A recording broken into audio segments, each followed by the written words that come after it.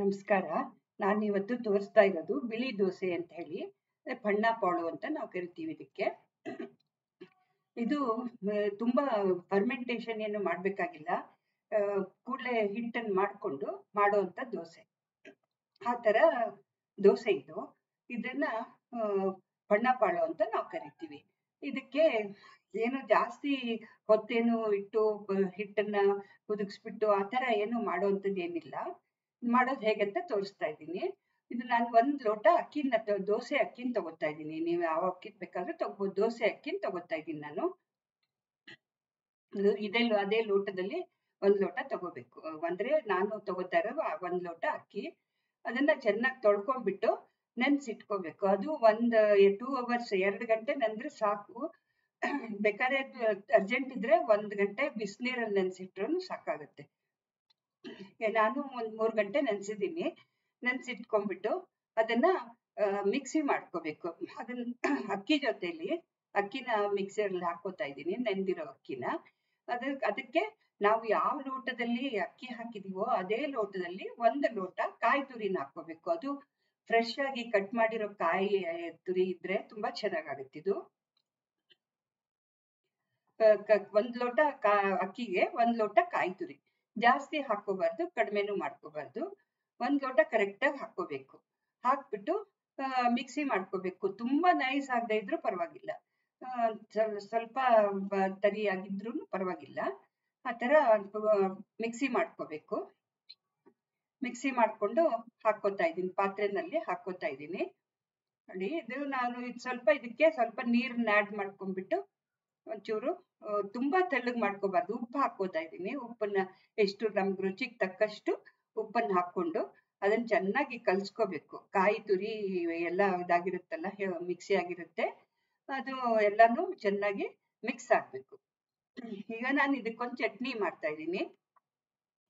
ಇದು ಕಾಯಿ ತುರಿ ಸ್ವಲ್ಪ ಹಾಕೊಂಡಿದೀನಿ, ಒಂದು ಚೂರು ಇದು ಹುಣಸೆ ಹಣ್ಣು, 1-2 ಹಸಿಮೆಣಸಿನ್ಕಾಯಿ, ಒಂದಷ್ಟು ದಂಟು ಕೊತ್ತಂಬರಿ ಸೊಪ್ಪು, ಆಮೇಲೆ ಒಂದು ಉಪ್ಪು ರುಚಿಗೆ ತಕ್ಕಷ್ಟು, ಒಂದಷ್ಟು ಹಸಿ ಶುಂಠಿ ಪೀಸು, ಮತ್ತೆ 1 ಮುಷ್ಟಿಯಷ್ಟು ಹುರ್ಗಡ್ಲೆನ ತಗೊಂಡಿದ್ದೀನಿ. ಇದಿಷ್ಟನ್ನು ಮಿಕ್ಸರ್ ಅಲ್ಲಿ ಹಾಕೊಂಡ್ಬಿಟ್ಟು ಇದನ್ನ ಚಟ್ನಿ ದಿಢೀರಾಗಿ ಮಾಡ್ಕೊಳ್ಳೋ ಚಟ್ನಿ ಇದು. ಇದಿಷ್ಟನ್ನು ಮಿಕ್ಸಿನಲ್ಲಿ ಹಾಕೋತಾ ಇದ್ದೀನಿ. ಕೊತ್ತಂಬರಿ ಸೊಪ್ಪು, ಹಸಿಮೆಣಸಿನ್ಕಾಯಿ. ಇದು ಖಾರ ಜಾಸ್ತಿ ಬೇಕಂದ್ರೆ ನೀವು ಜಾಸ್ತಿ ಹಸಿಮೆಣಸಿನ್ಕಾಯಿನೂ ಹಾಕೋಬಹುದು.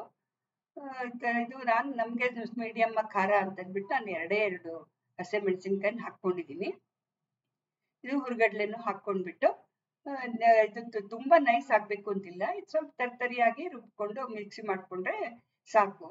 ಇದಕ್ಕೆ ಬೇಕಾದ್ರೆ ನಾವು ಸಾಸಿವೆ ಕರಿಬೇವು ಒಗ್ಗರಣೆ ಹಾಕೋಬಹುದು. ನಮ್ಮ ಮನೇಲಿ ಇಷ್ಟ ಆಗಲ್ಲ ಅಂತ ನಾನು ಹಾಕಿಲ್ಲ. ಬೇಕಾದ್ರೆ ಸಾಸಿವೆ ಕರಿಬೇವು ಒಗ್ಗರಣೆ ಹಾಕೋಬಹುದು ಇದಕ್ಕೆ, ಈ ಚಟ್ನಿಗೆ. ಇದು ದಿಢೀರ್ ಅಂತ ಮಾಡ್ಕೊಳ್ಳೋ ಚಟ್ನಿ ಇದು. ಈಗ ನೋಡಿ, ಈ ಚಟ್ನಿ ನಮ್ದು ರೆಡಿ ಆಯ್ತು. ಇವಾಗ ನಾನು ದೋಸೆ ಕಾವಲಿ ಇಟ್ಬಿಟ್ಟು, ಈಗ ನೋಡಿ ಈ ದೋಸೆಗೆ ರೆಡಿ ಮಾಡ್ಕೋತಾ ಇದ್ದೀನಿ. ಸ್ವಲ್ಪ ನೀರ್ ಹಾಕೊಂಡ್ಬಿಟ್ಟು ಇನ್ನೊಂದ್ ಸ್ವಲ್ಪ ಬೇಕಾದ್ರೆ ಸ್ವಲ್ಪ ತೆಳ್ಳಗ್ ಮಾಡ್ಕೋಬಹುದು. ತೀರಾ ತೆಳ್ಳಗ್ ಮಾಡ್ಬಾರ್ದು. ಸ್ವಲ್ಪ ಉದ್ದಿನ ದೋಸೆ ನಾವು ಹೆಂಗ್ ಹಾಕ್ತಿವಲ್ಲ ಹಾಗೇನೆ ಹಾಕೋಬಹುದು.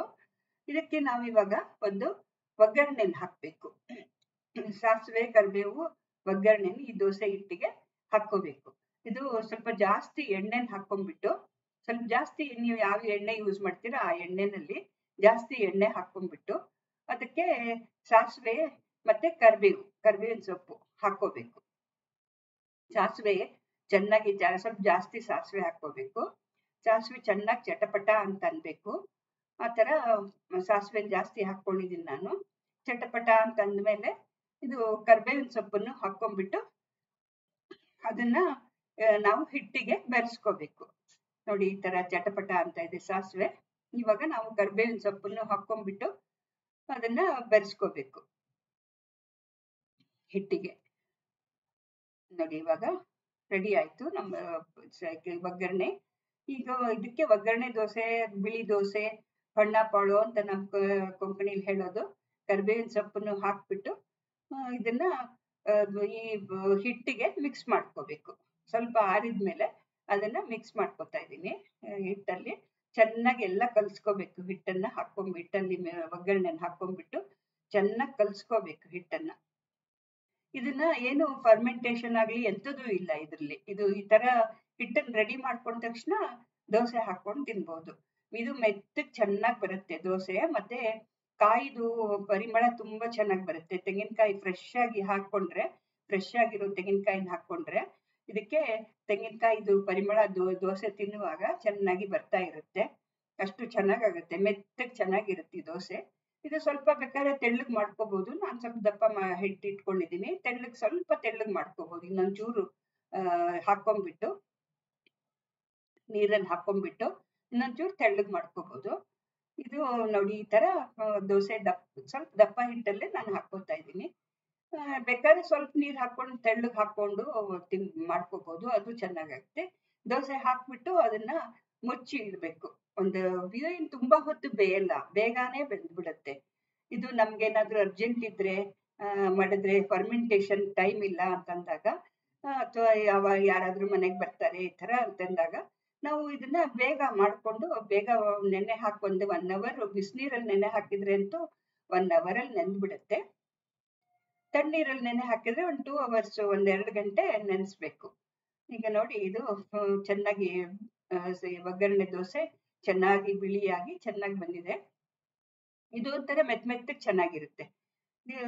ಇದು ಯಾವಾಗ ಬೇಕಾದ್ರೂ ನಮ್ಗೆ ಇದು ಗಣೇಶನ ಹಬ್ಬ ಎಲ್ಲ ಆದ್ಮೇಲೆ ಸ್ವಲ್ಪ ಕಾಯಿ ಎಲ್ಲ ಜಾಸ್ತಿ ಉಳಿದಿರುತ್ತಲ್ಲ, ಆವಾಗ ಈ ತರ ದೋಸೆಗಳನ್ನ ಮಾಡ್ಕೊಂಡು ತಿಂತಾ ಇದ್ರು ಮುಂಚೆ ಎಲ್ಲ. ಹಾಗೆ ಕಾಯಿ ಉಳ್ಕೊಂಡಿರೋದ್ರಿಂದ ಅದನ್ನ ಯೂಸ್ ಆದಂಗೂ ಆಗುತ್ತೆ ಅಂತ ಅಂದ್ಬಿಟ್ಟು ಈ ತರ ಒಂದು ದೋಸೆ ಮಾಡ್ಕೊಂಡು ತಿಂತಾ ಇದ್ದಿದ್ರು ಮುಂಚಿನ ಕಾಲದಲ್ಲೆಲ್ಲ. ಅದನ್ನ ನಿಮ್ಗೆ ತೋರಿಸ್ತಾ ಇದ್ದೀನಿ. ನೀವು ಒಂದ್ಸರ್ತಿ ಈ ತರ ಮಾಡ್ಕೊಂಡ್ಬಿಟ್ಟು ನೋಡಿ ದೋಸೆನ.